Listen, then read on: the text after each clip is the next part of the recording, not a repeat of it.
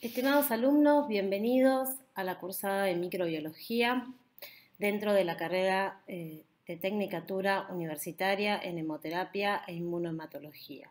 Yo soy María de los Ángeles Pando, soy bióloga, doctorada en esta universidad y desempeño actividades docentes como jefe de trabajos prácticos en el Departamento de Microbiología, Parasitología e Inmunología de la Facultad de Medicina de la Universidad de Buenos Aires y desarrollo mis actividades de investigación en el CONICET, dentro del Instituto de Investigaciones Biomédicas en Retrovirus y SIDA, que está dentro de esta facultad. En esta primera clase vamos a comenzar con algunos conceptos introductorios de la materia. El objetivo entonces de esta clase es brindarles a ustedes una pequeña introducción con las principales características del mundo microbiano. Vamos a desarrollar a lo largo de esta materia diversos conceptos relacionados con los microorganismos, las bacterias, los virus, los parásitos y los hongos. Luego ustedes van a tener clases sobre bioseguridad y esterilización, sobre conceptos de inmunología, epidemiología y diagnóstico. También van a ver conceptos sobre profilaxis, vacunas y farmacología asociada a los distintos microorganismos. En esta clase inicial vamos a entonces revisar a grandes rasgos, a manera introductoria, para que ustedes tengan una base para las futuras clases, algunas características esenciales de los microorganismos. Es muy importante que a lo largo de toda la cursada ustedes tengan presente por qué es importante el estudio de la microbiología en la práctica de la hemoterapia. Como futuros profesionales van a trabajar con sangre de donantes que puede potencialmente ser portadora de distintos microorganismos. Entonces, en este sentido es importante que ustedes conozcan cuáles son las características de los distintos microorganismos que pueden estar presentes en la sangre, para así poder comprender mejor cuáles son las medidas de bioseguridad necesarias que ustedes tienen que tener para evitar la transmisión de estos microorganismos, para poder comprender cómo se debe realizar el diagnóstico de los distintos organismos, para poder brindar sangre segura a los futuros receptores. Entonces es muy importante que a lo largo de toda la materia ustedes siempre tengan presente esto para poder también decidir qué cosas son más importantes para ustedes. Vamos a empezar a definir qué es un microorganismo, cuáles son los microorganismos que tienen, para poder comprender cuáles son los microorganismos que tienen importancia para ustedes. Como el nombre lo indica, los microorganismos son organismos de pequeño tamaño. De todos modos, incluye organismos muy diversos en cuanto a su tamaño, en cuanto a su estructura en general, tanto el tamaño como la forma, como en su función. Como podemos ver en la diapositiva, yo les puse fotografías de microscopía, algunas de microscopía electrónica, otras de microscopía óptica, de distintos microorganismos representativos de cada uno de estos grupos. Tenemos el ejemplo de una bacteria, de un virus, de un parásito y de hongos. Vamos a entrar en detalles a lo largo de esta clase y por supuesto más adelante en cada una de las clases que ustedes tengan específicamente para estos microorganismos.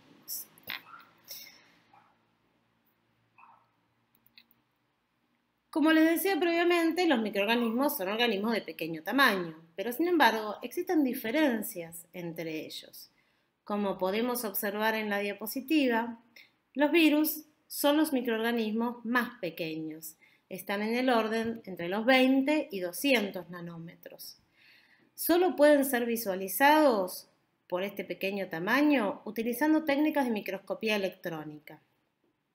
De mayor tamaño podemos encontrar a las bacterias, que están en el orden de los micrómetros, y también los hongos y los parásitos.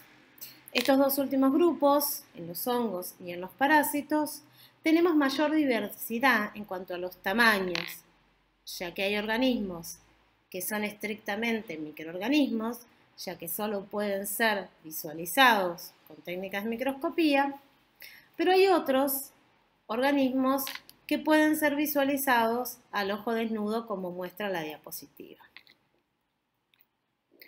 Para que puedan comprender un poquito más cómo pueden visualizarse los microorganismos, brevemente les quiero comentar cuáles son las técnicas utilizadas. Al ser muy pequeños tienen que ser visualizados con técnicas especiales. En esta diapositiva lo que podemos observar es microscopios ópticos y solamente para que tengan una idea desde cuándo podemos estudiar en mayor profundidad los microorganismos es a partir del desarrollo de tecnologías que nos permitan visualizarlos. Entonces fue alrededor del 1600 que un biólogo holandés, Leeuwenhoek, pudo diseñar un microscopio de características muy distintas de los microscopios que conocemos actualmente. Ustedes lo pueden visualizar, un ejemplo de él en la derecha, en la parte derecha inferior de la diapositiva. Un microscopio con características, insisto, muy distintas de los microscopios actuales, pero él, a partir de este instrumental, pudo observar en una gota de agua un mundo formado por millones de diminutos microorganismos que él en su momento denominó animáculos. Y ahí podemos decir que comienza, ¿no?, la visualización de los microorganismos y el estudio de los microorganismos. Posteriormente, otros investigadores propusieron ciertos criterios para demostrar que estos microorganismos que eran observados en este tipo de microscopios eran responsables de la aparición de enfermedades en el ser humano, que fue la llamada teoría de los gérmenes de las enfermedades. No vamos a entrar en detalles de estas teorías. Si ustedes, por supuesto, quieren ahondar, lo pueden encontrar en cualquier texto de introducción a la microbiología. Es importante mencionar que posteriormente dos grandes investigadores, famosos investigadores como Robert Koch y Louis Pasteur, fueron los que de alguna manera confirmaron esta teoría mediante diversos experimentos en los que pudieron demostrar asociación entre diversos microorganismos y la aparición de enfermedades como la rabia, el cólera, la tuberculosis. Posteriormente, a partir de esas observaciones, muchos otros investigadores han ido confirmando la asociación entre diversos microorganismos y diversas enfermedades humanas. A la izquierda de la diapositiva podemos observar cómo es hoy en día un microscopio óptico, de los que ustedes van a poder utilizar en el trabajo práctico para poder visualizar algunos hongos, algunas bacterias y algunos parásitos. ¿Qué pasa con los virus? Bueno, los virus, como les decía previamente, son los de menor tamaño, no pueden ser visualizados al microscopio óptico, como vimos en la diapositiva anterior, solo pueden ser visualizados con técnicas más complejas de microscopía electrónica. Eso fue posible a partir del año 1930 aproximadamente, cuando otros investigadores desarrollaron un microscopio llamado electrónico. Este microscopio electrónico funciona con haces de electrones. Hay que realizar un preparado de la muestra más complejo del que se utiliza para una microscopía óptica. A la derecha de la diapositiva podemos observar una parte de ese microscopio electrónico de los primeros desarrollados, que eran grandes equipamientos costosos que ocupaban casi una habitación. Desde la izquierda de la diapositiva podemos ver un microscopio moderno, un equipamiento obviamente mucho más compacto, conectado a una computadora donde podemos visualizar las imágenes. Es muy importante que ustedes tengan el concepto de que si bien ustedes van a trabajar, van a diagnosticar en las sangre de donantes, microorganismos patógenos para el humano, existen un montón de microorganismos que no son patógenos para el humano, que son, al contrario, esenciales para la vida humana. Muchos son esenciales para el desarrollo de procesos industriales, son utilizados en la industria alimentaria, farmacéutica, para el tratamiento de residuos, en la agricultura. En esta diapositiva, solamente para mostrarles algunos ejemplos, se utilizan en procesos de fermentación, para la producción de cervezas, vinos, de producción de lácteos, panificados y por supuesto para la industria farmacéutica.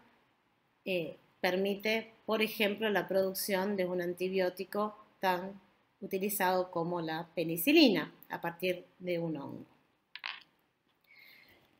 También los microorganismos pueden utilizarse para terapia génica, una técnica en la cual pueden utilizarse algunos virus, donde tenemos un individuo que tiene alguna enfermedad que está basada en la alteración de algún gen, entonces puede producirse in vitro en laboratorio este gen terapéutico, sintetizarse el ADN de este gen terapéutico ser insertado dentro de una partícula viral que no sea patógena para el humano, y luego este virus no patógeno, portador de este gen terapéutico, ser inoculado en el paciente que tiene una falta, una disfunción en este gen, y entonces este virus va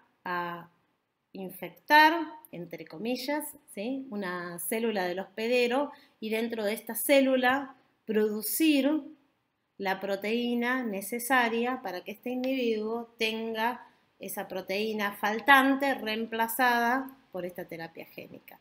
No es necesario que ustedes sepan en detalle, por supuesto, cuáles son los principios de la terapia génica, simplemente que ustedes comprendan, ¿sí?, en términos generales, que los microorganismos no son solo patógenos, que tienen muchos usos beneficiosos para el humano. Esa es la idea general. También los microorganismos participan en el ciclo de descomposición de la materia. Acá tenemos como ejemplo el ciclo del nitrógeno. Nuevamente les repito, no es necesario que ustedes sepan esto en detalle, simplemente que recuerden la importancia de los microorganismos en el medio ambiente. Y por último, hay muchos microorganismos que también son beneficiosos porque forman parte de nuestro organismo, constituyendo parte de nuestra flora normal. Esta flora nos protege de otros microorganismos que sí pueden ser dañinos para nuestra salud. Bien, vamos a entrar ahora en mayor detalle a describir algunas características generales de los distintos tipos de microorganismos. Vamos a hablar brevemente entonces de las bacterias, los virus, los parásitos y los hongos. Cada uno de estos 4 microorganismos ustedes van a tener posteriormente clases específicas donde van a desarrollar en mucho mayor detalle las características particulares de estos agentes y cuáles de estos agentes tienen importancia para el desarrollo de la hemoterapia. Vamos a empezar por los virus. Los virus son agentes infecciosos de pequeño tamaño, como decíamos antes, que solo pueden ser visualizados al microscopio electrónico. Son también llamados parásitos genéticos intracelulares obligados. ¿Qué significa esto? Que los virus, para poder causar una infección, necesitan sí o sí infectar una célula del hospedero. Es decir, necesitan entrar al organismo y dentro del organismo entrar específicamente a células por las cuales tienen cierto tropismo, entrar a esa célula, tomar control de esa célula, utilizar la maquinaria celular para poder producir nuevas partículas virales. Eso es lo que los convierte en parásitos genéticos obligados. No tienen otra forma de producir progenie viral que no sea tomando el control de una célula del hospedero. En esta diapositiva lo que vemos son microscopías electrónicas de distintos tipos de virus para que ustedes simplemente puedan visualizar la diversidad que podemos encontrar en los virus en cuanto a tamaños y formas. Vemos algunos ejemplos de picornavirus, adenovirus, el virus de la hepatitis B. Por ejemplo, podemos ver en este caso, en el virus de la hepatitis B, distintas formas. Vemos algunas en el centro de la foto, una partícula esférica más grande, y vemos también partículas esféricas más pequeñas, así como otras partículas filamentosas. Todos esos tres tipos de partículas forman parte de la infección por hepatitis B. Vemos también, por ejemplo, el virus influenza, el agente causal de la gripe, o por ejemplo vemos también el ejemplo del virus papiloma humano. Vamos a describir ahora cómo es la estructura de una partícula viral, mostrando estos dibujos, estos esquemas de dos típicas partículas virales. Vemos a la derecha de la diapositiva el esquema de una partícula viral que llamamos desnuda o no envuelta, donde vemos en el centro el genoma en color rosado, que está asociado a algunas enzimas ejemplificadas en color verde, y están rodeada este genoma por una cápside proteica en color amarillo, que tiene inserta además algunas proteínas. A la izquierda de la diapositiva podemos visualizar una estructura similar, pero que además de tener el genoma y la cápside proteica recubriendo ese genoma, tiene una bicapa lipídica, y en esa bicapa lipídica tiene inserta algunas proteínas que van a actuar como receptores virales. Tenemos entonces representado en esta diapositiva un esquema de cómo es una partícula viral compuesta con genoma y proteínas, genoma recubierto con una cápside proteica, y un ejemplo de un virus que además tiene una envoltura lipídica y otro ejemplo que no posee esa envoltura lipídica. Además de estas características, los virus presentan cierta diversidad, ¿sí? Ese genoma que está en el interior de la partícula viral puede presentar distintas características. Por ejemplo, puede ser de tipo ácido ribonucleico o ácido desoxirribonucleico, ¿sí? Entonces tenemos virus que presentan en su genoma RNA y otros virus que presentan DNA. En cuanto a la característica de la cápside proteica, tenemos también que puede tener distinta simetría. Puede ser una simetría de tipo icosaédrica, como la que vimos en los ejemplos de la diapositiva anterior, o puede ser una cápside de tipo helicoidal, como podemos ver en esta diapositiva si siguen el esquema de la misma. Además de eso, como les mencionaba en la diapositiva anterior, los virus también pueden algunos ser envueltos y otros ser desnudos. El genoma, asimismo, además de ser de tipo RNA o DNA, puede presentar distintas características. Puede ser, por ejemplo, una simple cadena o puede ser de doble cadena. También puede ser de una polaridad positiva o de una polaridad negativa. Puede ser lineal o circular. Puede ser segmentado o no segmentado. Puede ser que haya más de una copia de ese genoma o que sea una copia. En esta diapositiva ustedes pueden observar todas estas variaciones que yo les estoy comentando. De ninguna manera ustedes tienen que saber en detalle toda la información que existe en esta diapositiva, sino comprender cuáles son las características que pueden cambiar entre los virus, es decir, si son desnudos o envueltos, si pueden tener genoma DNA o RNA, pero no tienen que conocer en detalle que un determinado virus, qué genoma tiene o si tiene envoltura o no. Bien, los virus entran a la célula, como les decía antes, para poder producir progenie, es decir, para poder replicar. Entonces, acá tenemos un ejemplo de un ciclo de replicación, donde es el ejemplo del virus HIV, donde tenemos hacia la izquierda de la diapositiva comienza el ciclo de replicación que va a seguir hacia la derecha. Podemos ver en la parte inferior de la diapositiva la célula con su núcleo en celeste y vemos cómo la partícula viral se aproxima a la célula, va a unirse a partir de esas proteínas que tiene saliendo de la partícula viral con receptores específicos que están presentes en la célula. Esos receptores que están presentes en la célula de ninguna manera son moléculas diseñadas específicamente para recibir este virus. Son moléculas que están en la célula y que tienen otras funciones y en las cuales el virus puede de alguna manera interaccionar específicamente para poder producir un cambio conformacional en su envoltura y poder ingresar a la célula.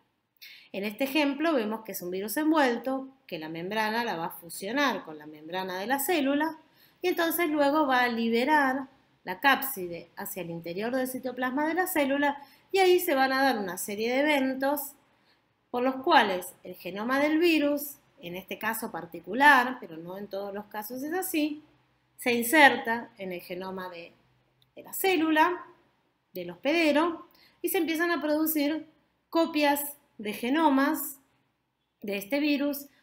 Se empiezan a producir también las proteínas virales a partir de este genoma y luego tanto los genomas como las proteínas virales sintetizadas se van a ensamblar para producir las nuevas partículas virales que van a salir de la célula por brotación. Este es un esquema del virus HIV, simplemente para mostrarles como ejemplo, ¿sí? No tienen que saber en detalle las particularidades, sino simplemente comprender las etapas del ciclo de replicación. Va a haber una etapa de entrada del virus a la célula, una etapa de desnudamiento entonces del virus, una etapa de replicación, luego se van a producir el ensamblado de la partícula viral y la salida de la partícula viral, que puede ser de diversas formas acorde a la estructura de la misma. Vamos a ahondar en la clase de virología que van a tener conmigo también en los distintos tipos de virus que ustedes tienen que conocer porque son de relevancia para la práctica de la hemoterapia. Vamos entonces ahora a pasar a ver otros microorganismos, ¿sí? Yo les comentaba antes que, que hablamos de los virus como partículas virales, ¿sí?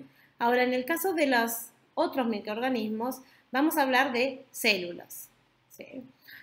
Vamos a empezar hablando de las células procariotas, ¿okay? Las células de los animales, las plantas y los hongos son de tipo eucariotas, que significa que tienen un núcleo verdadero, ¿sí? Un núcleo delimitado por una membrana.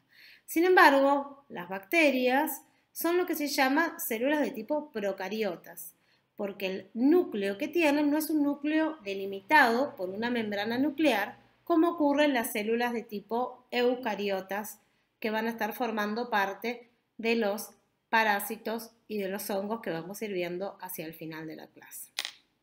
Entonces, las células procariotas, que tenemos un ejemplo en esta diapositiva, carecen, como les decía antes, de un núcleo verdadero y de organelas.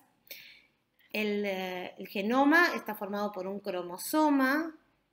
En este caso tenemos, por ejemplo, en el caso de una bacteria como el Escherichia coli, es una molécula única, circular, con 2 cadenas de ADN de aproximadamente 5.000 pares de kilobases. Tienen ribosomas. Las bacterias emplean un ribosoma de menor tamaño, que es el ribosoma 70S. En la mayor parte de las bacterias existe también una pared celular constituida por peptidoglicanos que va a rodear a modo de entramado las membranas para protegerlas del entorno. Acá tenemos algunos ejemplos de distintos tipos de bacterias para que vean también que existe diversidad. Acá tenemos distintas formas, por ejemplo, el Treponema pallidum, el agente causal de la sífilis. Después vemos estafilococos, vibrio cólera y Escherichia coli, para que puedan ver la diversidad también que existe en las bacterias en cuanto a la forma y los mecanismos también de movilidad. Tenemos acá nuevamente, bueno, una estructura de una bacteria, ¿sí? Que son organismos unicelulares, que poseen vida libre, que se reproducen por fisión binaria, como vamos a ver más adelante, salvo algunas excepciones, ¿sí? Hay algunas excepciones que no tienen vida libre y que necesitan parasitar una célula eucariota para poder subsistir. Un ejemplo, por ejemplo, es clamidia. Como les decía antes, entonces estas bacterias carecen de un núcleo verdadero, no poseen una membrana nuclear, ¿sí? Este cromosoma es único, una molécula de ADN de doble cadena, superenrollada, que está confinada a una región del citoplasma que se llama nucleoide. También posee plásmidos, que es ADN extracromosonal, ¿sí? Que va a constituir una unidad de replicación independientemente del cromosoma. También podemos observar en la foto, en el esquema, pili y flagelos. Una característica muy importante de las bacterias y que se utiliza como un elemento de clasificación es la pared celular. La gran mayoría de las bacterias se pueden dividir como gram positivas o gram negativas por cómo se tiñen con la tinción de gram, ¿sí? Con un colorante específico. Esta tinción tiene que ver, que una bacteria se tiña o no con este colorante, tiene que ver con la estructura básicamente de la pared celular. Entonces podemos ver en el esquema de arriba, en la figura A, una bacteria gram positiva, que lo que posee es una gruesa capa de peptidoglucano que va a contener ácido teicoico y lipoteicoico, como podemos visualizar. Y en la parte inferior de la diapositiva, en la foto B, en el esquema de tipo B, podemos ver una bacteria gram negativa, donde posee una capa de peptidoglicano más delgada y tiene una membrana externa con lipopolisacáridos, fosfolípidos y proteínas. También posee un espacio periplásmico entre la membrana citoplasmática y la membrana externa. Hay proteínas de transporte, de degradación y síntesis de la pared celular. La membrana externa está unida a esta membrana citoplasmática en algunos puntos de adhesión y está fija también al peptidoglicano por enlaces de lipoproteínas.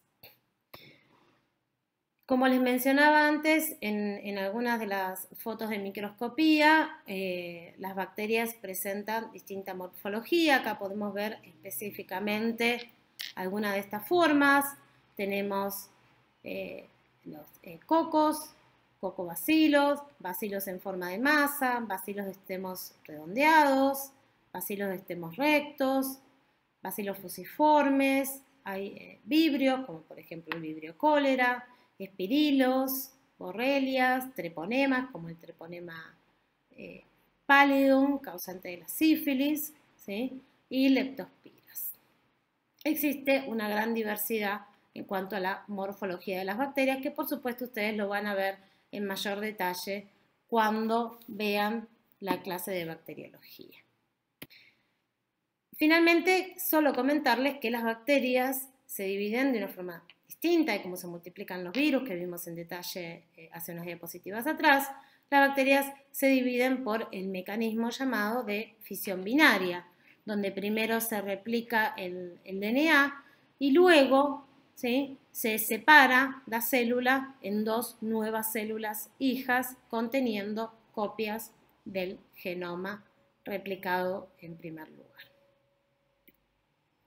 Bien, vamos a pasar ahora a revisar algunos conceptos, algunas características de los parásitos y los hongos. Y entonces vamos a empezar hablando de una célula eucariota, que son las células que forman parte de estos organismos, de los parásitos de los hongos y que forman parte de las plantas y del hombre también, ¿sí? Entonces en una célula eucariota tenemos una serie de organelas y tenemos un núcleo delimitado por una membrana nuclear, ¿sí? Dentro de las organelas que encontramos vamos a tener mitocondrias, retículo endoplasmático, aparato de Golgi, ribosomas, ¿sí? Y el núcleo entonces delimitado por una membrana nuclear.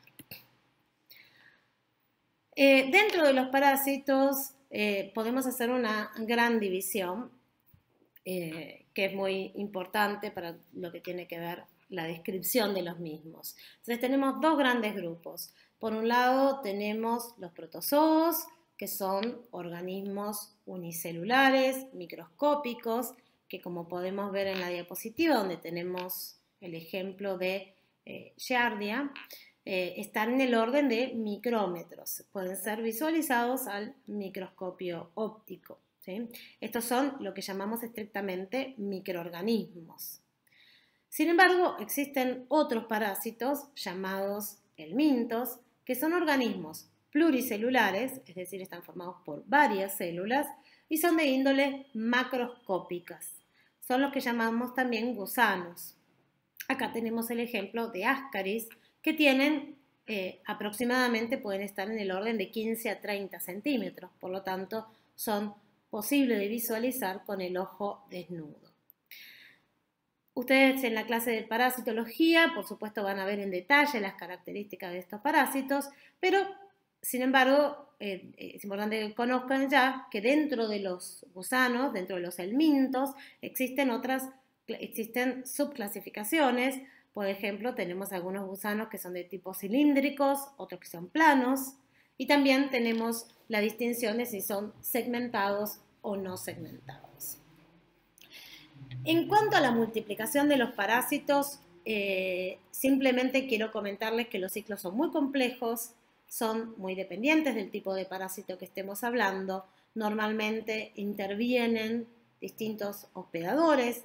Acá yo simplemente les puse un ejemplo del Trypanosoma cruzi, el agente que causa el mal de Chagas, donde vemos que además del parásito entra en juego distintos intermediarios. Acá tenemos la vinchuca y el hombre que participan de este ciclo de multiplicación. En cada uno de estos hospederos se cumplen partes del ciclo de multiplicación. En la clase de parasitología ustedes van a entrar en más detalle con aquellos parásitos que sean de relevancia para ustedes en la práctica de la hemoterapia. Una simple pantallazo de los hongos que no tienen tanta relevancia en la práctica de la hemoterapia, pero que sin embargo, como por ser microorganismos es importante que ustedes los conozcan. Los hongos están formados por células eucariotas, como les dije algunas diapositivas atrás, y se pueden dividir en dos grandes grupos, aquellos que son unicelulares y los que son pluricelulares. Los unicelulares, también llamados levaduriformes, y los pluricelulares, que son de tipo filamentosos. Bien, vamos a entrar ahora a describir cuáles son las etapas de la infección, ¿sí?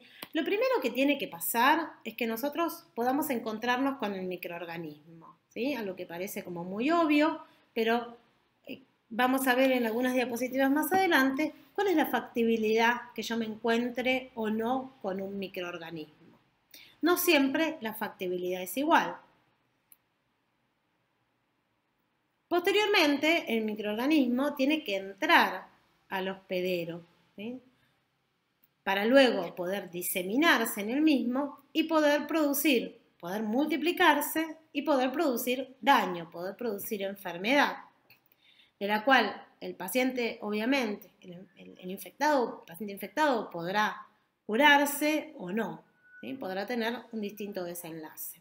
Vamos ahora a ver en detalle cada uno de estos pasos para poder entender cómo se da una infección.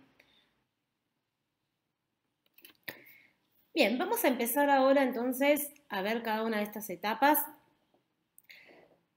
y vamos a ver cuán probable es encontrarme con un microorganismo, cuán factible es que yo me pueda infectar con un determinado microorganismo.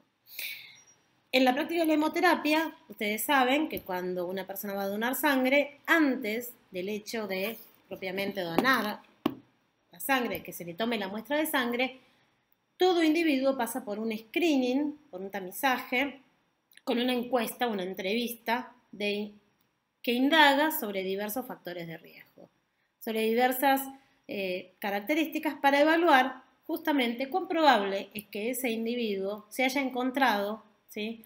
haya podido entrar en contacto con alguno de los microorganismos que se transmiten por sangre. O sea que no es un tema menor evaluar esto, cuán probable es encontrarme con un microorganismo. Cuán probable es que esa sangre, esa bolsa de sangre que yo voy a testear, tenga o no un determinado microorganismo. Entonces, si pensamos en este ejemplo, ¿sí? Por ejemplo, tenemos una casa construida de adobe donde se sabe que viven, que es un lugar propicio para que se desarrollen las vinchucas, que sabemos es portador de Trypanosoma cruzi, ¿sí? Que puede esta vinchuca picar al humano y entonces pasarle la infección por Trypanosoma cruzi, que es el agente causal del mal de Chagas. Si nosotros vivimos en una casa de adobe, sabemos entonces que tenemos mayor factibilidad de entrar en contacto con este microorganismo que si vivimos en un departamento construido, ¿sí? con otros materiales. Entonces, esta cuestión epidemiológica, digamos, de las condiciones en las que vive un individuo, hacen a la factibilidad de encontrarse o no con un determinado microorganismo, ¿sí? Es mucho más probable que una persona que vive en estas condiciones entre en contacto con el mal de Chagas que otro individuo que no vive en estas condiciones. Entonces, el relevamiento epidemiológico tiene mucho que ver con las probabilidades de encontrarse o no con una persona infectada con un determinado microorganismo. Si vemos este ejemplo de gran actualidad, ¿sí? Sabemos que los primeros casos de este nuevo coronavirus al cual nos estamos enfrentando en este momento, los primeros casos se desarrollaron en individuos que estuvieron en contacto, no se sabe bien exactamente con detalle cuál es el animal a partir del cual se infectaron los primeros casos, pero sí se sabe que en un mercado, en una región particular en Wuhan, en China, los primeros casos aparecieron en personas nucleadas en ese mercado, es decir, que ahí hubo una transmisión, ¿sí? Entonces, en los individuos que estuvieron muy ligados a esa condición, fue que aparecieron los primeros casos. Y los subsiguientes casos fueron en gente que estuvieron en contacto con personas que estuvieron en esa región. Entonces, ¿cuán probable es encontrarme con este agente? Bueno, hoy en día, ¿sí? Si estuve en contacto con individuos que estuvieron en una región donde este virus estaba circulando, entonces tengo alta probabilidad, mayor probabilidad, digamos, de poder adquirir este virus que si estoy respetando la cuarentena obligatoria de la cual actualmente somos parte en nuestro país, ¿no? Si estamos actualmente respetando la cuarentena obligatoria, no tenemos posibilidad de encontrarnos con este microorganismo. Bien, entonces, una vez que uno puede entrar en contacto con un determinado microorganismo, el mismo tiene que entrar al organismo, ¿sí? Los microorganismos tienen que entrar pueden entrar por diversas vías de entrada. Esto depende del microorganismo. No todos los microorganismos van a entrar por la misma vía de entrada, ¿sí? Hay microorganismos, por ejemplo, que pueden entrar por vía respiratoria, como es el caso de este nuevo coronavirus o el caso de influenza. Sin embargo, la enfermedad de Chagas, ¿sí? El Trypanosoma cruzi, no va a entrar por vía respiratoria, va a entrar, ¿sí?, a partir de un contacto, de una picadura por la vinchuca o, por ejemplo, por sangre contaminada, ¿sí? Hay otros virus, por ejemplo, que pueden entrar por el tracto alimenticio, es decir, si yo consumo aguas o alimentos contaminados, por ejemplo, hepatitis A. Hay otros virus que pueden entrar, por ejemplo, por vía genital, a través de la mucosa genital, por ejemplo, el HIV, el virus de la inmunodeficiencia humana, las hepatitis B, el HPV también, la sífilis, el treponema pallidum puede entrar, obviamente, por un contacto.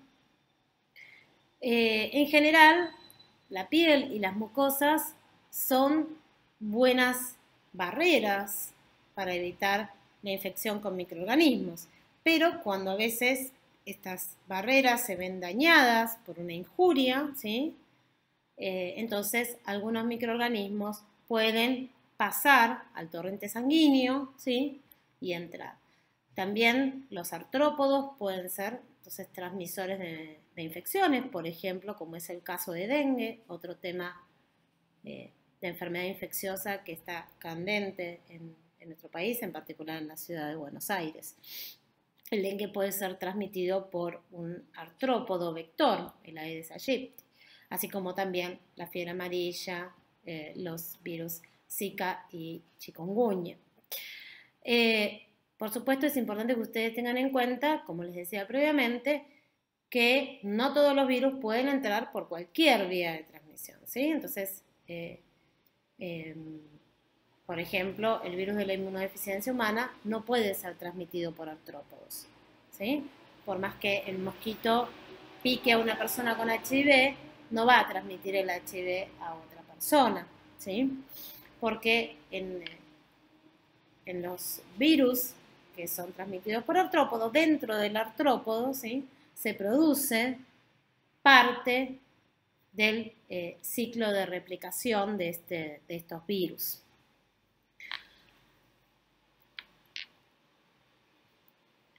Bien, una vez que los virus, los microorganismos en general,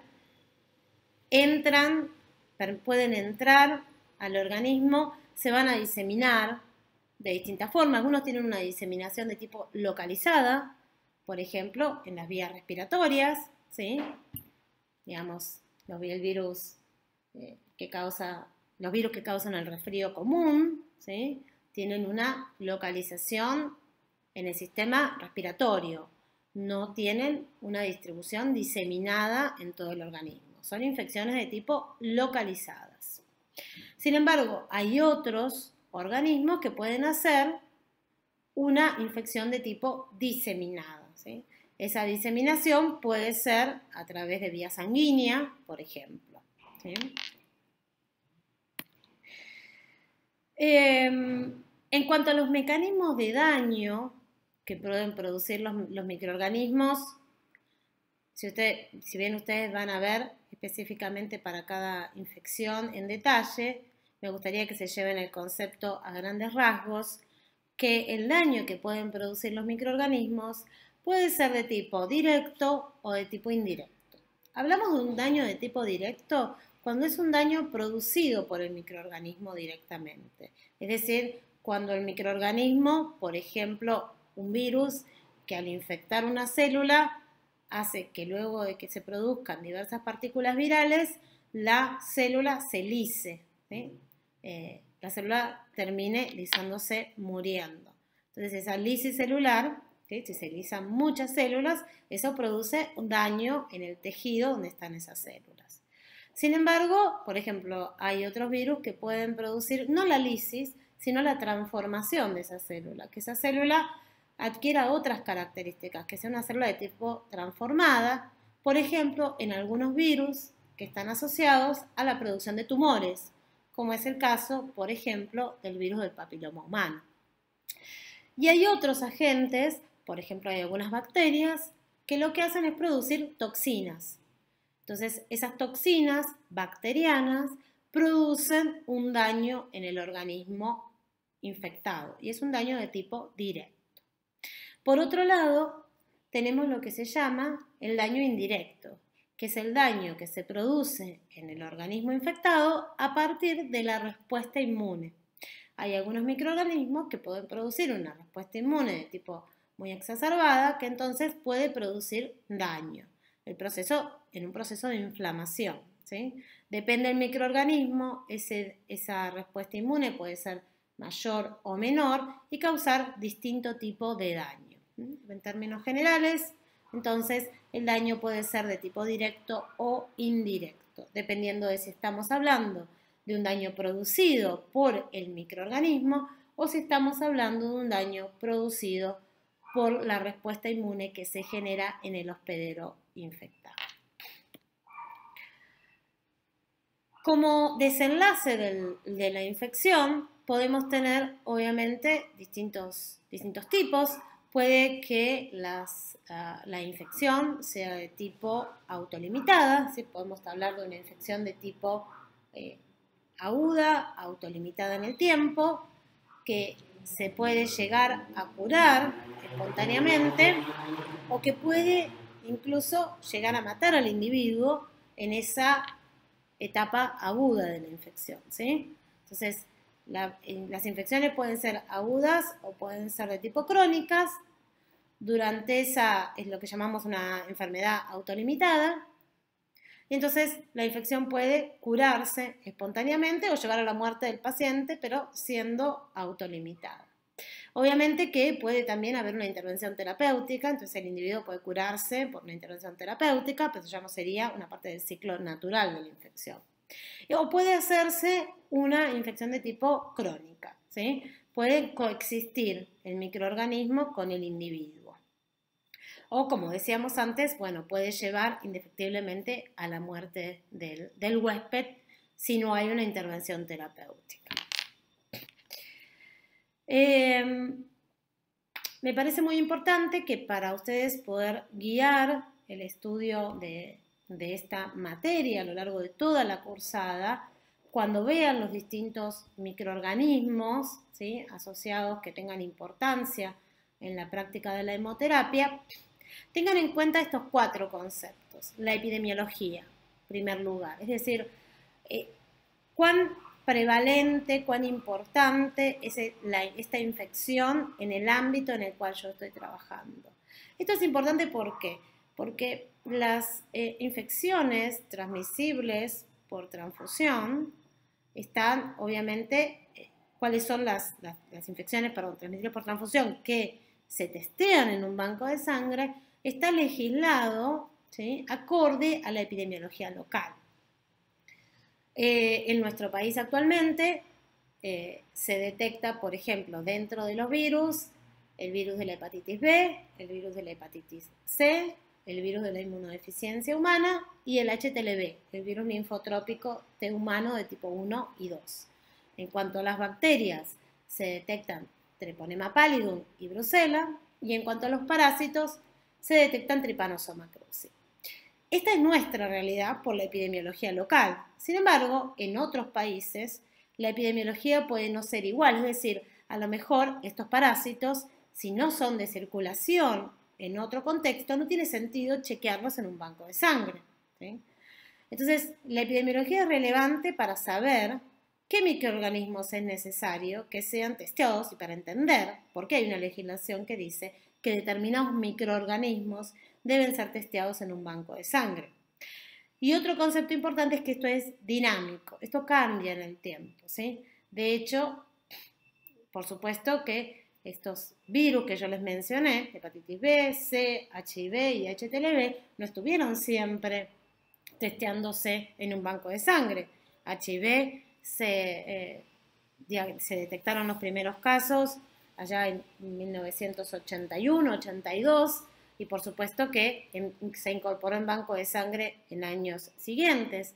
Y el HTLV, el virus linfotrópico T humano, si bien es un virus que se conoce desde antes que el HIV, es un virus que se incorporó a nuestro testeo en banco de sangre hace relativamente pocos años, porque se vio que si bien en primer lugar una enfermedad, una infección de tipo endémica en algunas zonas del país, luego a partir por supuesto de migraciones, de y de justamente de transmisión por transfusiones, por uso de drogas inyectables, esta infección había salido de las áreas endémicas, entonces se consideró que era importante incluirlo en el testeo de banco de sangre. Entonces la epidemiología es importante para entender por qué testeamos lo que testeamos en un banco de sangre, ¿sí? Y es importante que ustedes comprendan que este concepto es dinámico, que cambia en el tiempo y que también es dinámico en cuanto a la espacialidad. No es lo mismo lo que es relevante diagnosticar en nuestro país que lo que es importante a lo mejor diagnosticar en un país europeo. La patogénesis. La patogénesis es muy importante que ustedes comprendan la patogénesis de los distintos microorganismos que son relevantes en hemoterapia para entender por qué lo buscamos en una muestra de sangre. Si nosotros tenemos un paciente que está cursando una infección de tipo respiratoria, pero que no hace una viremia, que el virus no está presente en sangre, no tiene ningún sentido que nosotros busquemos ese agente en una muestra de sangre. No va a tener relevancia para una transfusión porque ese virus no se transmite por sangre. Entonces, conocer la patogénesis de los distintos microorganismos para comprender que es imprescindible buscarlo si está presente en una muestra, si está presente en circulación, es importante entonces que ustedes conceptan la patogénesis de los microorganismos. Si el microorganismo no está presente en circulación, es decir, no hace una diseminación sanguínea, no va a tener, por supuesto, sentido buscarlo, no va a tener relevancia para una transfusión sanguínea. Por supuesto que tienen que conocer también cuáles son las herramientas diagnósticas de última generación, porque esas son las que se aplican en un banco de sangre. El diagnóstico que se utiliza en un banco de sangre tiene que ser el mejor disponible, ¿sí? Porque se necesita asegurar que el receptor va a recibir una sangre segura.